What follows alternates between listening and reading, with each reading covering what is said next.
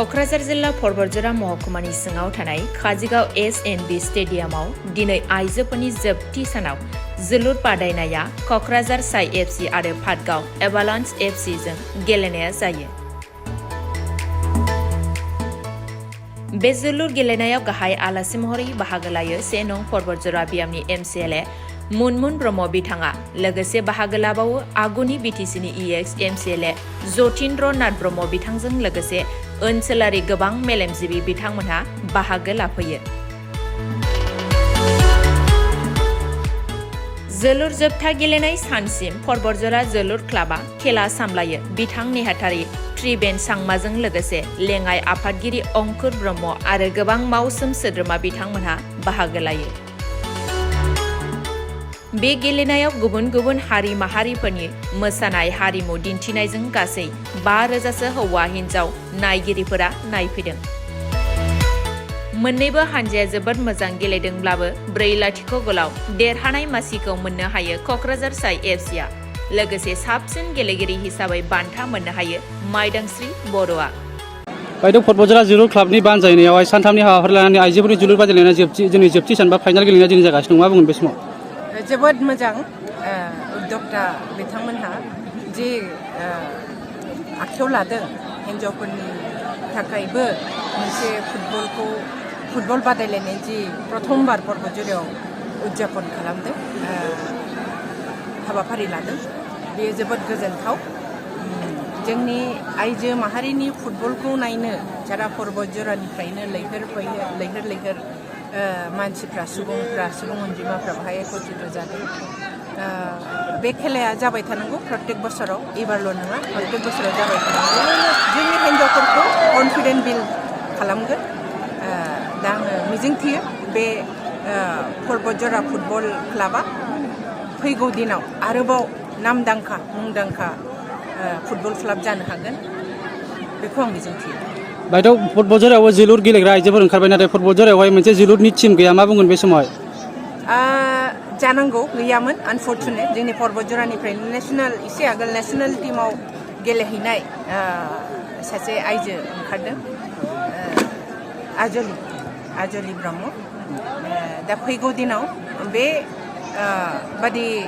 बादायलायनायजों जोङो आरोबाव जोंनि बतझरनिफ्राय आरो फुटबल गेलेनो गोरों गोख्रों माखासे आइजोखौ जों बहनबावनो हागोन। टेलेन्टखौ जोङो रायजोनि गेजेराव जों लाबोबावनो हागोन बेखौनो आं मिजिंथियो। बतझर हालामनि उन्दै लाइमोनफोरखौ मा खावलायगोन बायद' बे जोलुर गेलेनायनि बागै? जोलुराथ' बिराद मोजां activity sports, world famous sports. बेखौ दिन्थिफुंनो बा निस्सय बे खेलानि जरियतेनो बे फैगौ उन्दै गथ'फ्रा फैगौ दिनाव बे फुटबलनि प्रति रासिन उत्साहित जागोन आरो गेलेनायाव पार्टिसिपेट खालामगोन। মহিলা ফুটবল যখন হয়ে গেল বতঝর ফুটবল ক্লাবৰ দ্বাৰা আয়োজিত আৰু বতঝৰ জিলা ক্ৰীড়া সন্থাৰ সহযোগত আয়োজিত হোৱা বতঝৰ মহিলা ফুটবল টুৰ্ণামেণ্টৰ আজি অন্তিম তথা ফাইনেল খেলখন হৈ গ'ল। এই ফাইনেল খেলত ক'ক্ৰাঝাৰ চাই দলে Avalanche FCজ ক্লাব পাটগাঁৱৰ বিৰুদ্ধে 4-0 গলত জয়লাভ কৰিলে। কিমানটা দল অংশগ্ৰহণ কৰিছে? দল আমি 4টা দল আমন্ত্ৰিত কৰিছোঁ। সুন্দৰভাৱে 4টা দলে ইয়াত খেল প্ৰদৰ্শন কৰিলে আৰু ৰাইজে খুব ভাল পাইছে। 4টা দল আৰু প্ৰাইজ মানি কিবা আছে? প্ৰাইজ মানি হিচাপে আমি ইমান বেছি কৰা নাই, যিহেতু এইটো প্ৰফেশ্যনেল গেম হয়।